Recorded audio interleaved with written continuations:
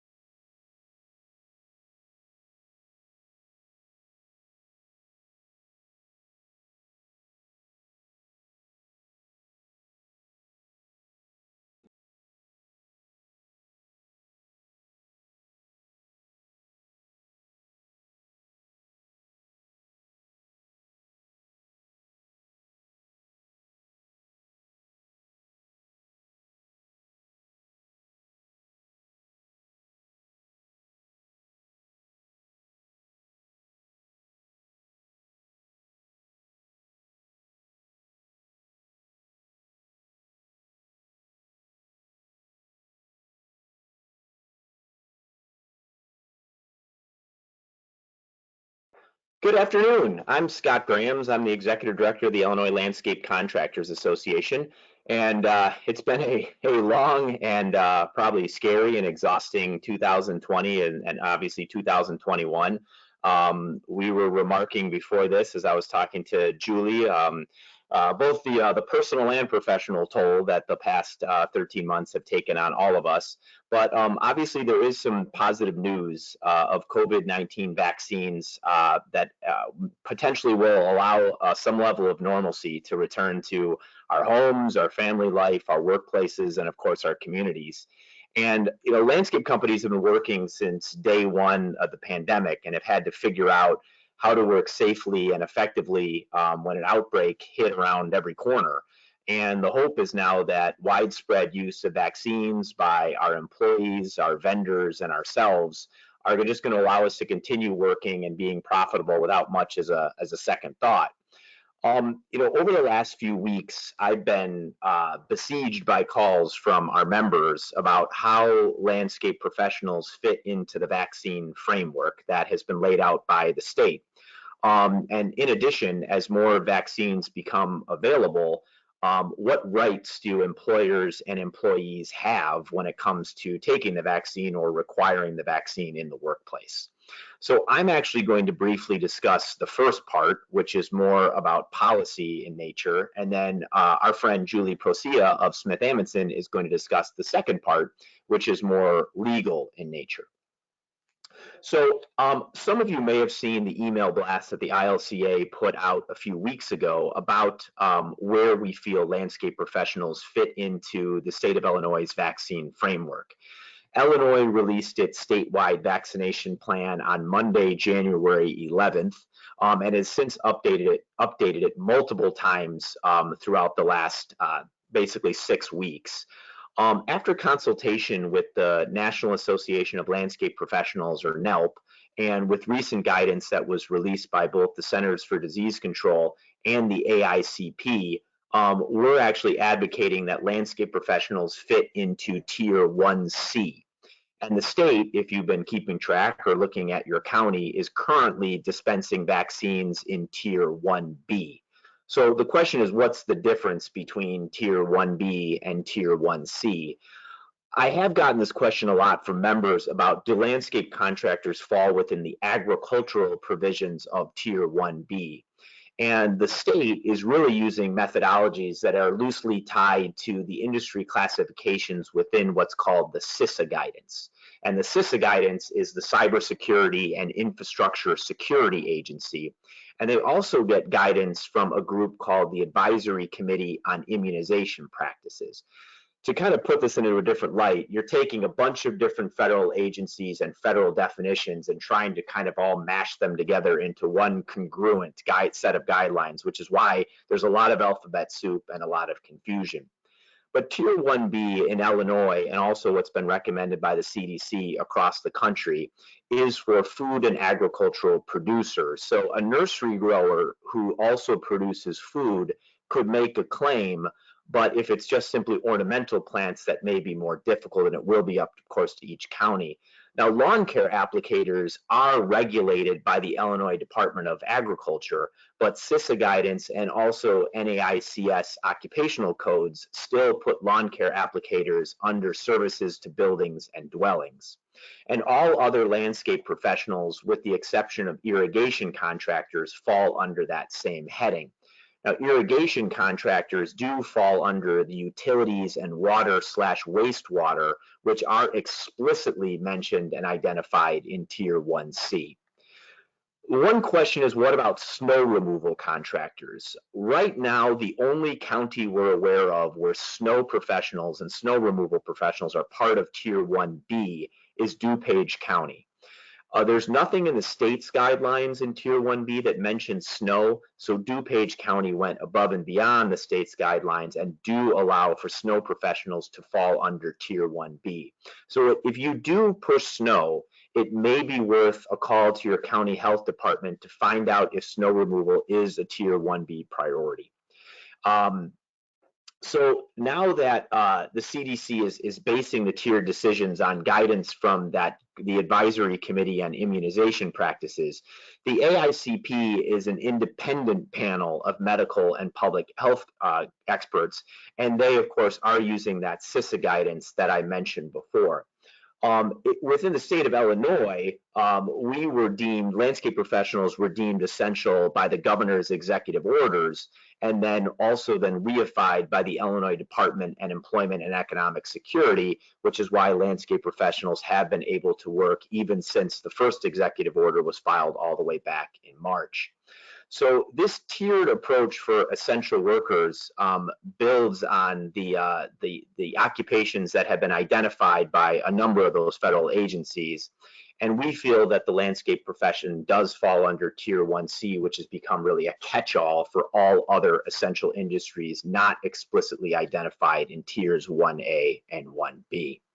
So long story short, whether one wants to use construction, services to buildings and dwellings, or simply the overarching and essential workers not previously included, ILCA does support the inclusion of landscape, lawn care, tree care, snow, and irrigation professionals in Tier 1C of vaccine deployment.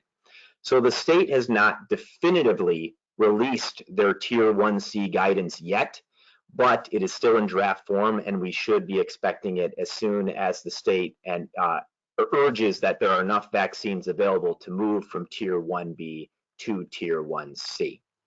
So that's a lot to digest, but just to leave you with this, the decisions on vaccine deployment are not up to the ILCA. They're not up to the CDC. They're not up to Julie and SmithAmundsen. They're not up to AICP. They're not even up to really the governor's office. Vaccine deployment has put all these decisions in the hands of county health departments. And many counties have sign-up forms on their websites, and almost all of them are unique in some way, shape, or form. And some allow only the current tier to sign up, and some, of course, allow anyone to sign up, but then in order to get one, you have to show that you are part of one of the tiers that are currently vaccines are available for. So all we do ask is, if you do attempt to sign up for Tier 1C and you are rejected, that you please notify the ILCA so that we can keep track of this and understand exactly how the various county health departments are treating landscape professionals. So, and after Tier 1C, you may ask yourself, what's next? Then it just goes into Phase 2, which is meaning there's enough vaccines available for the general public. The Biden administration has recently come out and said that they hope that that will be possible by the end of May. So what employers should do now: if you plow snow, it's probably worth a call to your county health department. And if you don't plow snow, you may want to communicate to your employees when Tier 1C signups are available in your county. But now I want to turn the webinar over to Julie Proscia of SmithAmundsen. Julie has given a number of valuable presentations on COVID vaccines in the workplace. She's going to walk employers through the pros and cons of mandatory vaccines, and she's going to discuss the importance of proactive vaccine planning. This webinar is going to be recorded. Therefore, all attendees have been muted. If you do have questions throughout the presentation, whether for Julie or for me, please use the chat box. And at the end of the webinar, with time, if there is time at the end of the webinar, we will answer those questions before we adjourn for the day. So now with that, I want to turn it over to Julie, and thank you so much, Julie, for helping us out today. Thank you so much for having me, Scott. Thank you, everyone at ILCA. It is always a pleasure and a privilege to work with you, work with your members, and to speak with you today. And Scott is 100% right. This is the question, or these are the questions that are on everybody's minds right now. How do we obtain vaccines for ourselves, for our workforce, to ensure that they are safe? And what can we do? Can we mandate them? Can we encourage individuals? How do we go about the next steps? And that's really what we're going to work through today a little bit, so that we can ensure that we're all essentially on the same page with where we're going and what we need to do. And we're going to go through a little bit of the status of where the vaccine rollout is. And Scott graciously went through some of that, which is very industry specific, and what our limitations are, how we need to ensure that we are keeping up with when we're making sure our determinations are amenable and in concurrence with the guidance, and what we need to do for purposes of, do we mandate, do we encourage? And then I want to essentially backtrack a little bit, because we're going to spend a lot of time, the bulk of our time, talking about vaccines and, what we need to do, and can we mandate them, and how do we encourage? But as Scott just discussed, we're not there yet. With our industry, with the landscaping industry, we are not at a tier where we can do that. We are pre-planning for these discussions. So what do we need to ensure that we are doing now, when we are bringing our people back in later this month, to ensure that we are complying with the new OSHA guidances, with the new regulations from the Illinois Department of Public Health, from the CDC, to make sure that our workforce is safe. So what is the current status of the COVID-19 vaccine? And this is what Scott just talked about. So I'm going to go through it very, very quickly. And that is that we are currently at 1B. We just moved into 1B plus. And the reason that and that was as of February 25th of 2021. And the reason that I want to just focus on this for just a second is because, Scott went into detail about how, as an industry, we do not qualify at this point in time, with the exception of some snow in some counties, to have our individual employees get vaccinated. However, I want you to be cognizant for yourself individually, for our employees collectively, that while we might not be eligible as an industry-wide, because we are not considered non-healthcare frontline essential workers, in that regard, individuals might qualify, because it is opened up to individuals who are age 65 and older, and residents age 16 and over who have serious medical conditions. And the last component of it, the medical conditions, is what opened up on 225. So that's something that to think about, is that just because I maybe won't qualify because of my role and capacity within the industry, I might qualify for the vaccine because of my personal situation or status, either age or physicality. So the next question is, can we mandate, and what can we do when it gets to the point where the vaccines are widespread enough that we could even really start issuing, like, whether or not our employees have to have the vaccine or not.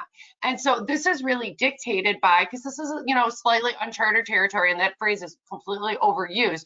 Mandating vaccines is not uncharted territory. However, the COVID vaccines that are in place right now for dispersal to the public, the three, Pfizer, Moderna, and recently Johnson & Johnson, as of the first week in March of 2021, are authorized for emergency use only. So they don't have full authorization yet. Now, that doesn't mean that they have any problems with their safety or any concerns regarding efficacy or anything like that. But that does mean, if for purposes of uncharted territory, where it's being treated a little bit differently than, let's say, measles or mumps vaccines, because it is emergency authorization. So that restricts a little bit what employers can do for purposes of mandating vaccines. So in December, the EEOC came out with a guidance that employers need to utilize when they're making a determination as to whether or not they could mandate vaccinations for their employees in their workplace. And essentially, what the EEOC stated was that in order to mandate vaccines within the workplace, there has to be a significant risk of substantial harm to the individual, to the health and safety of the individual, that cannot be eliminated or reduced by reasonable accommodations. This phrase or this sentence is going to make it really tricky for organizations, particularly organizations that have been successful over the past year mitigating COVID-19 and the spread of COVID-19 within their workplace from mandating vaccines. In doing so, the EEOC says that we have to look at four things essentially. That we need to conduct an individualized assessment of four factors to determine whether or not there is a serious direct threat. The nature and severity of the potential harm, the likelihood that the potential harm will occur, the imminence of the potential harm, and the duration of the risk. So when we're looking at this, I think that everybody's initial reaction is, well, of course there's a potential harm. It's a pandemic. It's COVID-19. It's spreading. So then everybody should qualify for this. And take a beat and a pause back, because the reality is that's not how that's going to be viewed. When they're looking at things like the nature and severity of the potential harm, they're thinking about like, what is your exposure? What is the timing of your exposure? You know, what is typical within your organization, within your industry? So it's things like what is the distance of exposure that you have with another individual? Is it less than 6 feet for individuals for more than 15 minutes at a time in a 24-hour period? You know, is it something like where you are doing optical related work, for instance, where you have to be like right within somebody's face? Can it be mitigated at all? Can you ride in separate trucks? Can you spatially distance individuals out? Are you in a place or location, for us as landscapers, where the work is predominantly in an outdoor space? So if it's predominantly in an outdoor space, you would have good ventilation. What is the likelihood of the potential harm will occur? And that goes back to the factors of looking at things like, well, you know, how close a contact are you? For how long? What is the duration of the risk? What is the severity, the nature of the risk? Do you have a workforce that has a high probability of inclusion within compromised immunosystems where there would be potential harm? And so they're looking at it in those aspects. And the reality is, when you look at it under those four aspects, it will be very difficult, if not impossible, frankly, for most industries to qualify under this aspect. Because for the most part, and particularly when we're talking about things like landscaping, we can socially distance. Now, there are times when we cannot, but we can mitigate, because remember, that was one of the things that they said. It doesn't talk about how is that the least expensive alternative, but you can mitigate things like have individuals drive in separate trucks, roll windows down so that there is fewer airflow that is cooped up, so that there is a less restrictive airflow that's occurring, as opposed to things, again, like individuals, and I'll use this example, who are doing eye exams, where, you know, where they have to, by nature of, in order to do something, they have to be close up. Can we do things like mitigate, like have people wear masks, require that people wash their hands, socially distance when possible? And they also take a look at, if we're saying, no, there is a huge high risk of potential harm, that it is very severe and it is imminent to our workforce, what they're going to do is they're going to look backwards and say, well, tell me, before you mandate vaccines on your population, like, how bad was it in 2020? You know, what was the spread within your organization or entity that could be essentially contact traced back to your organization? And if there wasn't a big epicenter or big epicenters that couldn't have been mitigated or that weren't subsequently mitigated, it's going to be really challenging for us individually to argue that we can't have mitigation measures because we were already successful in putting mitigation measures in place.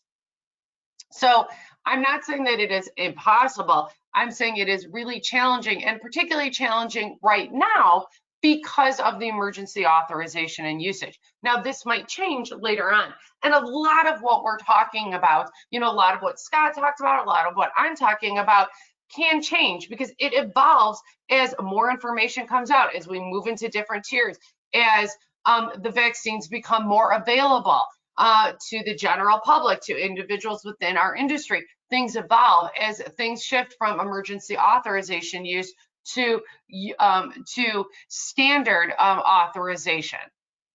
So when we're looking at the COVID-19 vaccines and whether we can we can mandate, you have to go through that first hurdle. And again, that first hurdle is, can you meet those 4 criteria? And if you can't meet those 4 criteria, then you can't mandate the vaccinations within your organization. Doesn't mean that you can't encourage, doesn't mean that you cannot strongly encourage. It just means that we would not be able to mandate that our whole workforce has vaccines. There's difference. But so now that so let's say that we've met those 4 hurdles, right? So we've answered those 4 questions. We've got the direct threat, we've got the imminency, we have all of that. The next question is, it can't be broad-based. Again, it has to be specific. So there has to be exceptions for it. And the exceptions go to the version of, we have to be able to provide a reasonable accommodation to individuals for the vaccine requirement if they cannot get the vaccine because of a sincerely held religious belief, practice, or observance, or because of a medical condition, a disability that precludes or prohibits them from obtaining the vaccine. So you can't go straight to, well, if you're saying that you can't get the vaccine because of a medical condition, because of your religious belief, then we're going to terminate you. We have to go through the same process that we would go through with a disability, an Americans with Disability assessment regarding an accommodation request. If somebody's saying that they can't get the vaccine because of a medical disability, then we could ask for medical documentation to corroborate that. And there are instances, there is not a huge laundry list of things, but there are instances and listed on the CDC, on the IDPH websites regarding various illnesses or injuries that are associated with and acknowledged as an exemption for purposes of a disability. Some of those are things like there are certain allergies, not generally broad-based allergies, but certain allergies that would prohibit an individual, certain compromised immunosystems, as well as things like well-documented, meaning prior to the specific vaccine, anxiety associated with the effects of receiving the vaccine. Not just a generalized, I'm scared of getting vaccinated, I am an individual who falls in the anti-vaxxer camp, but individuals who have a well-documented medical anxiety associated with vaccines. We also have to grant exceptions or exemptions for individuals who have sincerely held religious beliefs. This is not social, political, or personal. This is not, I'm scared to get the vaccine because the rollout was quick or it was choppy, or that it goes against my political belief or my political party. This is a sincerely held religious belief against vaccination, a participation in a organization, a religion that has a common tenet regarding vaccinations. And one of the things to keep in mind is that veganism, while not traditionally seen by individuals as a religion, might also fall into this if the vaccine, and that's depending upon the vaccine, because there are different vaccines out. Like I said, there's 3 that are authorized for emergency use right now. There are others in the queue that if they contain animal products, that might preclude an individual who has that sincerely held belief from getting the vaccine. If we are going to do the analysis and examine whether or not an exemption exists, again, we have to do it on a case-by-case basis. And if we're saying we can't grant you that exemption, we can't do so, we have to take a look at, again, in an individualized fashion, what would be the burden on us to do that? Could we have an alternative? Can we allow that individual to work remotely? Can we have that individual be in an office or an area that was distanced from other individuals to reduce the risk to them and to other individuals within our workforce and or to our customers or our clients? Is there any alternative? And that one is really going to also take a look at what you've been doing in the past. Were we successful in mitigating the risk of spread, widespread within our organization and to our customers and our clients in the past? And can we utilize some of those measures for these individuals now? Or would that be such an undue burden within the organization? And that's how you're going to make the final determination as to whether or not you could grant an accommodation. And we need to just document this. How did we get to the place that we get? There is no black and white 100%. This is correct. This is incorrect. It has to be individualized where you're looking at it and making the determination based off of the position that the individual's in, how it impacts other individuals, what we've done in the past, how successful we were in the past, what the accommodation is. And that's how we make our determination. And that's what we're going to document. Essentially, why did we get to where we got to? It's very fact specific, and that's okay, and that's good. And think a bit about it again, like when we're doing the analysis under ADA, when somebody asks for an accommodation, whether it's light duty or whether it's, you know, that somebody needs to work at home intermittently, how is it going to impact the organization and how does it impact that person's individual job?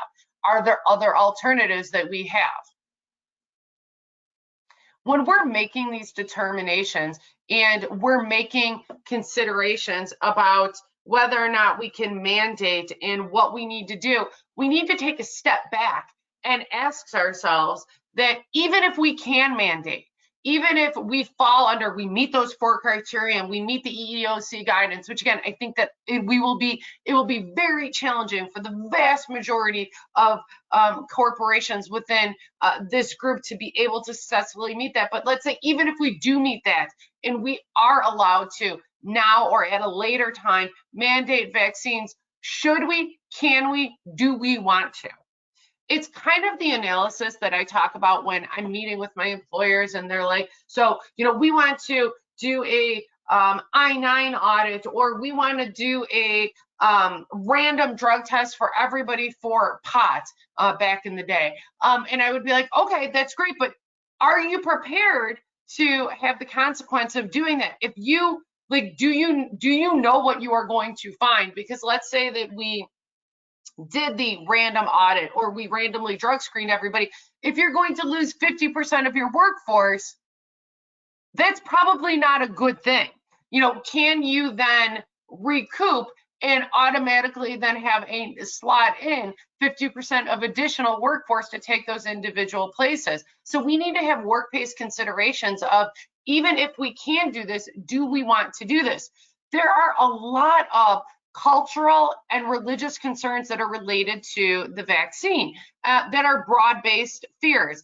And so do we want to do so? A lot of individuals in communities of color are concerned because historically they have been involved in trials that adversely impacted them physically and mentally, and or there was a lot of talk in 2020, it was under a different administration, but there was a lot of talk about, you know, concerns that these were going to be used as sites that would essentially be then collection points for individuals who are undocumented.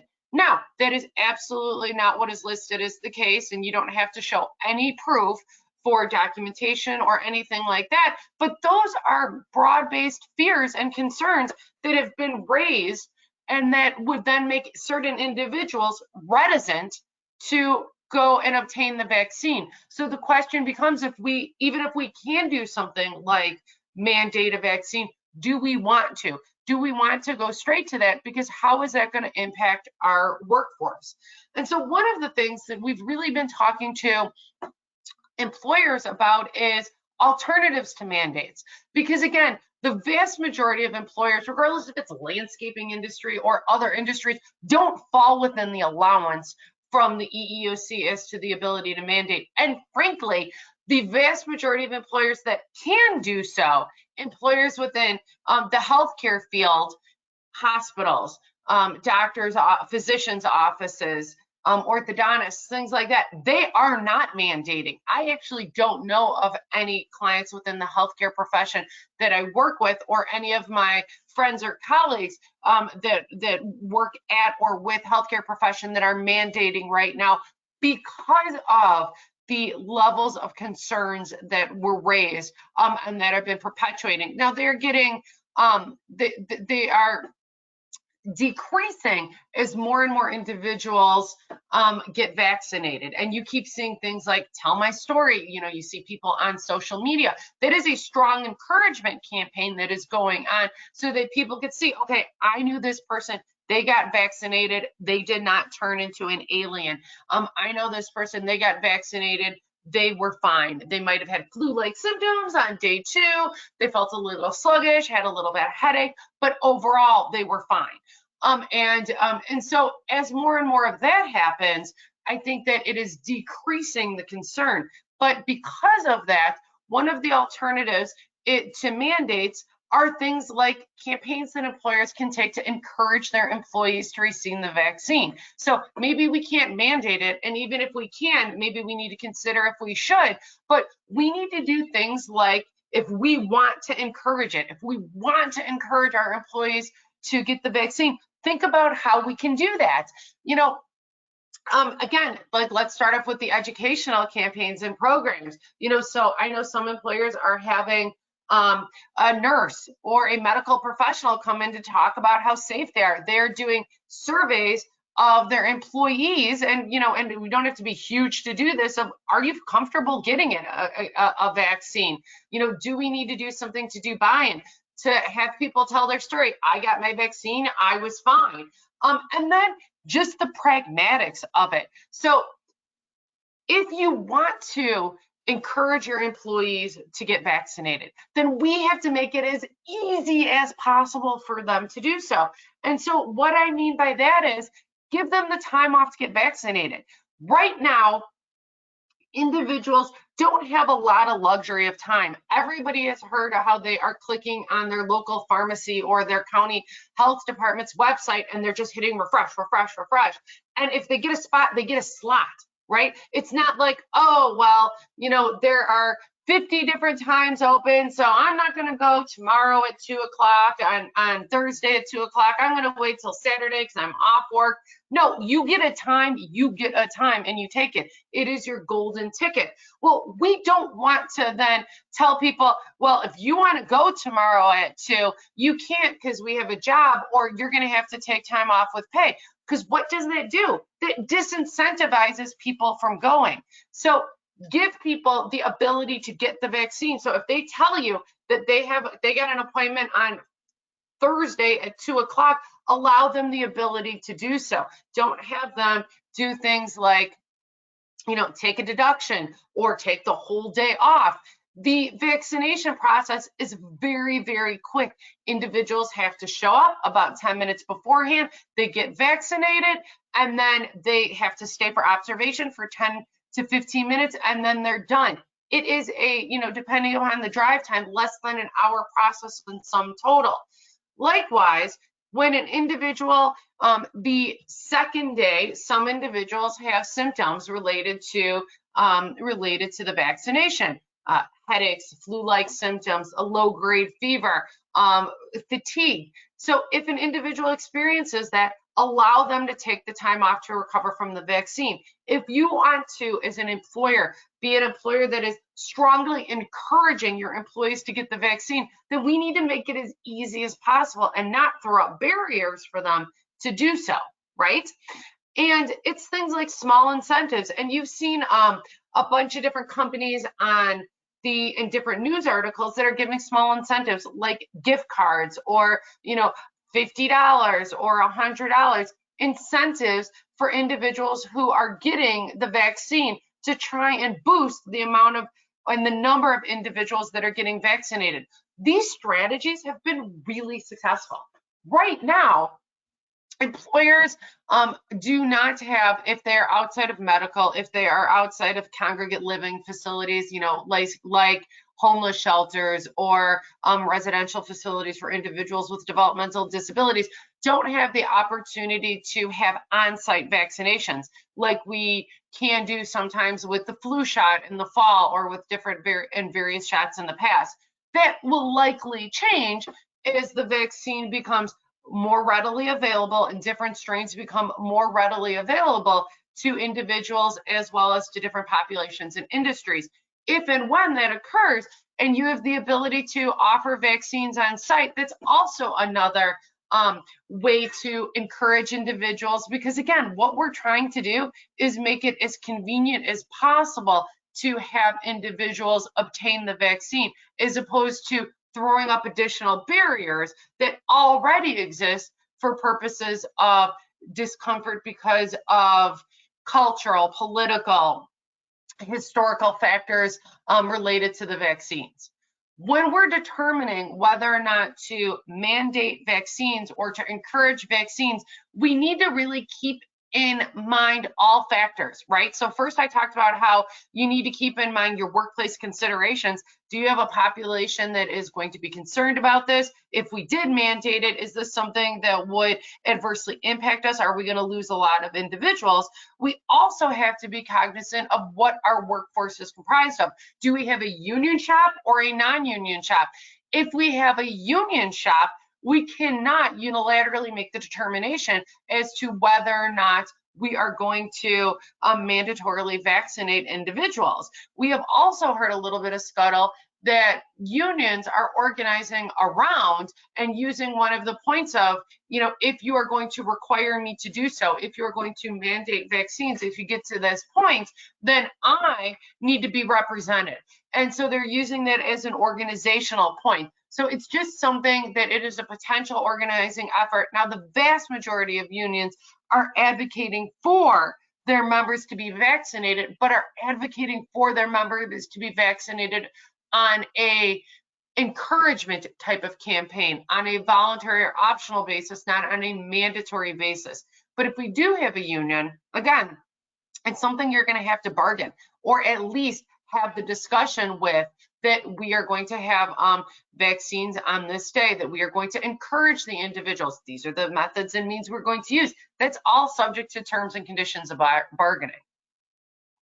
So what do we do that we're waiting? Because as we discussed, we are still in 1B. And because we are in 1B at this point in time, the vaccines, although there has been discussion out the past couple days that by May, they're hoping that they will be readily available to all of the population, we're not there yet. So what do we do while we're waiting? We need to continue our current practices. This industry was really successful in 2020 to mitigate. Part of it is that you guys took it seriously, and you took it seriously right away. And part of it is that we are very lucky, and that in the landscaping industry, we can do a lot of the work outside so that we can do things like maintain social distance, right? And we can have better airflow. So continue our current practices. If we were doing temperature screens, do temperature screenings. Make sure that our employees are individually monitoring their symptoms and that they stay home if they're ill, so that we could stem the flow of infection to other individuals. So require that they stay home. Make it and continue to make it so that they're not penalized for staying home. When we can social distance, have our employees social distance with each other, and ensure that we are continuing to advocate for good hygiene practices and the requirement that individuals wear masks. And that is something that is, you know, coming up more and more, where people are saying, well, if I'm vaccinated, why do I have to wear a mask? And the reason you have to do so is because at this point in time, they do not have empirical data from a study verifying that an individual that has been vaccinated cannot be a carrier. Now, they firmly believe that this is likely what the information will show, but because of the time frame in when this started versus when they were able to develop and then roll out the vaccines, they just haven't had the chance to fully study that yet. Masks. Masks have changed. Now the recommendation is that individuals double mask, a disposable mask and a cloth mask that will help protect individuals from intaking any air that could be possess COVID-19. Make sure that we're contact tracing.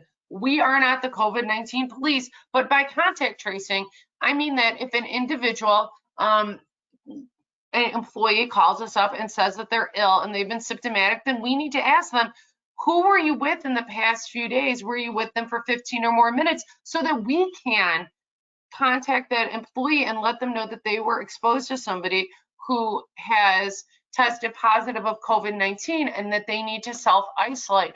We need to ensure that we're doing that so that we can continue to make sure that our workforce is safe. The current COVID-19 symptoms are listed, for purposes of the broad-based, the most common symptoms, things like headache, loss of taste, smell, sore throat, congestion, fever, chills, any type of respiratory related issues, as well as diarrhea. These are the current symptoms that our employees that should be checking for, whether that is prior to coming to the office, that they have to fill an online survey, or that they're doing it on an honorary basis, just so that they are ascertaining how they feel prior to coming to work and potentially exposing other individuals. The current definition of close contact for exposure purposes is an individual who is within 6 feet of an infected person for a cumulative total of 15 minutes in a 24-hour period. And that is something that's a little bit different, that has evolved over time, because it was initially thought that it was 15 minutes in one chunk, and now it's 15 minutes in a 24-hour period. The exposure adds up. These are things that we really need to be cognizant of. It can shift and change and evolve as different variants go from a minority variant to a dominant variant, or change and evolve. And we need to ensure as employers that we are trying to keep as up to date as possible with the help of the Illinois Department of Public Health, with the Wisconsin Department of Public Health, with the CDC, with the ILCA, with our trade associations, to ensure that we're following these, so that while our medical practices and procedures regarding things like close contact and tracing will evolve as the variants evolve, as vaccines become more readily available, just so that we are up to date as we can. Couple different things that I want to cover really quick before we switch to questions. So for this next slide, this is up to date as of today.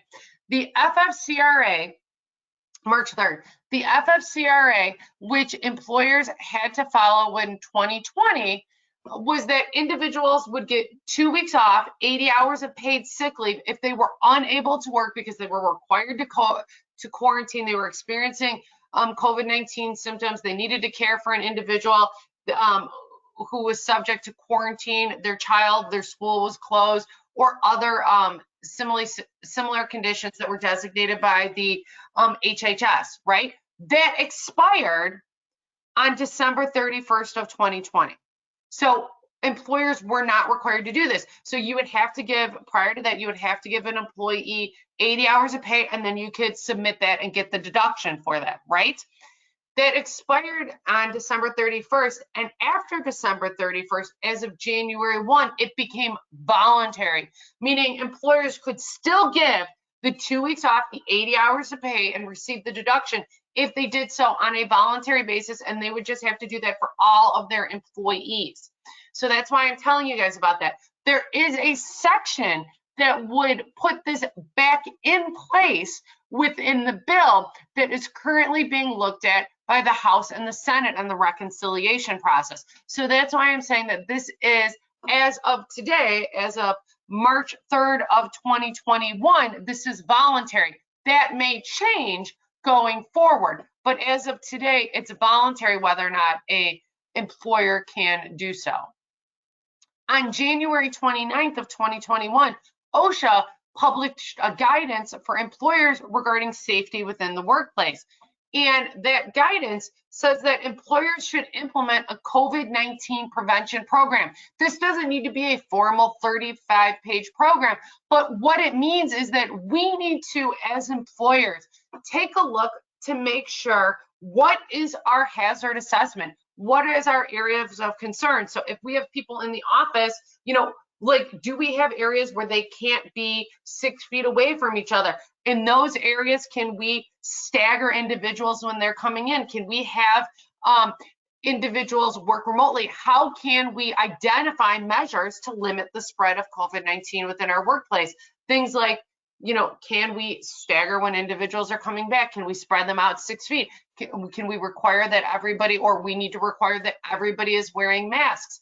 And ensure that we have protections in place so that we don't retaliate against individuals if they say they have concerns relating to safety, if they say they have concerns that they don't feel well, that they don't feel like they should be coming in because they're symptomatic or because they have been exposed to an individual who has been diagnosed with COVID-19 and they're worried that they're going to be retaliated against, that we're ensuring that we have protections in place so that they aren't retaliated against, so that they are allowed to, and in fact, encouraged to, and not penalized for taking the time off, for bringing forth any concerns that they have regarding safety within our workplace, regarding their safety and individual health and the safety and health of other individuals within the workplace. This is really something that is evolving. The OSHA guidance is on the first day that President Biden took office. He stated that within the first 3 weeks, OSHA would do an analysis and come out with a guidance. And then that's what happened on January 29th of 2021. Subsequent to that, there has been discussions that OSHA will be enforcing not just that they have the prevention programs and that employers are really looking to ascertain how they can ensure that their workplace is safe, but that they will be enforcing complaints, that they will be going in if they receive reports that a workforce is unsafe or that a workplace is unsafe. So these are things that are evolving, just like the discussions and the medical information regarding what we need to do are evolving. So at this point in time, I really wanted to reserve about 10 minutes so that we could ask any questions that individuals have, whether it's to the ILCA and Scott or myself, because I know that, this is what we've been doing essentially 24 hours a day. Our discussions regarding, how to transition our employees back. What do we need to do now that there's new variants? What do we do related to vaccines? What do we need to do? That these are questions that many individuals have. I have a couple of questions, Julie. Perfect. So if a company obviously wants their employees and encourages their employees to get vaccinated and wants them to get appointments and will even give them the time off for those appointments, but they don't want their employees spending all morning or all afternoon searching for those appointments. Can you rope in your administrative staff or receptionist or HR to help do those appointments for the individual? Or is that a violation of privacy? Or do you sense any concerns in centralizing that responsibility with someone within the office staff? Oh, that is a really good question. So I would be concerned about doing that. I think that is coming from a really, really good place. I would be concerned about doing that if the employees felt at all that this would be a medical privacy violation or that they were being forced to do so. That, well, if if we centralize it to the point where it is, you almost feel like you have to give your medical information. So like right now, individuals can qualify under the 1B plus component of it if they have the industry specific, the age, and or the medical condition. I don't want to have to divulge to my employer what my serious health condition is. So in that case, if it's based off of the medical, that really falls into play with that. And I would be really concerned about doing so, that it would violate their personal privacy for purposes of medical in that instance in specific. But just generally, it goes to the point where it goes from encouragement to almost mandating it, where it's like a peer pressure thing. Another question there's a large concern among employers, especially when it comes to the Spanish-speaking workforce or the ESL workforce. Are there any lost in translation issues that employers should be aware of, whether the employee didn't understand the position of the company, or the employee can say that they felt coerced because they weren't getting the information given to them in their native language? That's a really good point. And I think that a lot of lost in translation issues are arising, not just from the employer, but from the state, from the localities, where a lot of the websites aren't even in other languages. So it is making it really challenging for individuals who don't have a proficiency in English from obtaining the vaccination. So I think that we have to make sure that we are really clear. And if we're having discussions with our employees regarding we are going to be encouraging it, that we have an individual who is able to translate it and is translating it in detail, and not just kind of a shortened version, that we are not requiring you to get the vaccine, but we strongly encourage you to do so because we want you to be healthy. We want you and your family to be safe. But we are not mandating it. We are not requiring it, so that we can kind of reduce some of the lost in translation. The reality is that, there's not really even if there is some misunderstanding, there is not really a large concern about liability in that regard. There is a larger concern regarding losing our workforce because they feel pressured in a means, manner, or method that is too uncomfortable for them. Along those same lines, in regards to policy, have you seen any strong language for an employment policy or an employee manual policy that speaks to this, that a company could boilerplate? That speaks to encouragement, or that speaks to which component of it? I apologize. I would say encouragement versus a mandate. Yeah, so I haven't seen anything go in the employee handbook, because the employee handbook is something that's more static, and this is hopefully, theoretically, something that we'll be able to put in our rearview mirror at some point in time. But I have seen some really good memorandums that have come out to employers from their HR departments regarding highly encouraging their workforce to do so, as well as some encouragement campaigns.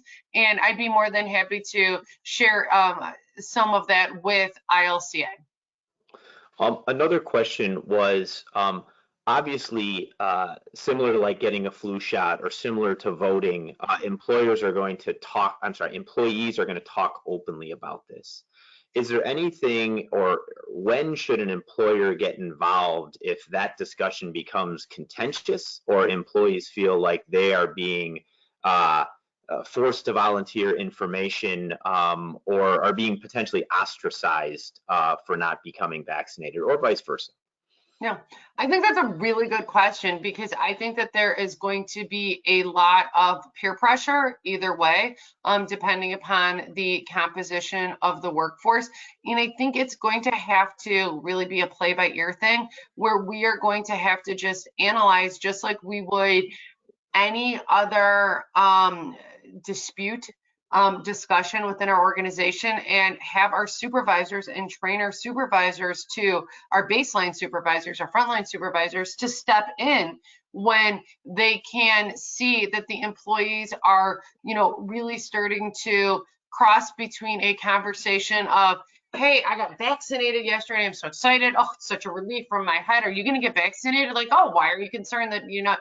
To, you're really not going to get vaccinated? What are you, stupid? Like, when it starts crossing the line of civility, then I think that we need to make sure that our supervisors are cognizant that they should step in, just like they would if it was a political discussion or debate, that they would step in for, to ensure that, hey guys, let's get back to work, let's focus on the job, and let's let's take a pause and a beat on everything else. And that's So, really going to be their front line. so to summarize that, it's okay for an employer to commend employees for getting vaccinated, but it's not okay for them to condemn an employee for not getting vaccinated. Ooh, that was, see, you're so good. That was a much better way of doing that. And then I do have a question too about advertising and marketing.